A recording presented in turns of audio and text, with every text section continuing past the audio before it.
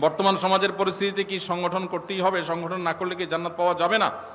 ভাইরা আমার, দ্বীনের কাজ করার জন্য সুশৃঙ্খল উপায়ে সুসংগঠিতভাবে কাজ করলে অনেক ভালো এবং ইফেক্টিভ কাজ করা যায়। একা একা বিশৃঙ্খলভাবে কাজ করলে সেটা এত সুন্দরভাবে করা যায় না। অতএব দ্বীনের কাজ, দাওয়াতের কাজ করার জন্য সুসংগঠিত কোনো উপায় যদি অবলম্বন করেন সেটা অনেক ভালো।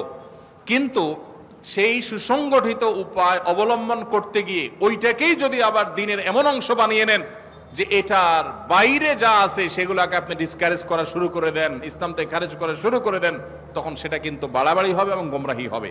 সুসংগঠিত উপায়ে থাকায় কাজ করা এটা ভালো। এজন্য আপনি কোনো সংগঠনের অধীনে থেকে, কোনো চেইনের অধীনে থেকে আপনি দাওয়াতি কাজ করলে সেটা প্রশংসনীয়, অবশ্যই দোষণীয় না। একাকী করার চাইতে সেটা অনেক বেশি ফলপ্রসূ হয়।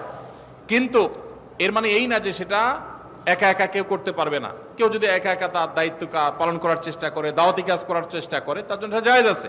কিন্তু একই কাজ যদি আরো সুসংহত উপায়ে, আরো সুন্দর উপায়ে, সুশৃঙ্খল উপায়ে করার সুযোগ থাকে, সেটা অবশ্যই কেউ করতে পারে। কিন্তু এটাকে কেউ ফরজ বলার এখতিয়ার রাখে না। বিশেষ করে বহু সংগঠন আছে, সেবামূলক সংগঠন আছে, দাওয়ামূলক সংগঠন আছে, নানামুখী সংগঠন আছে।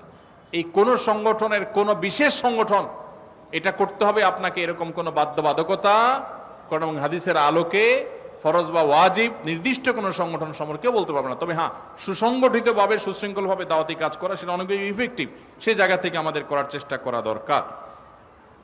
আস-সুন্নাহ ফাউন্ডেশন, উম্মার স্বার্থে, সুন্নাহর সাথে।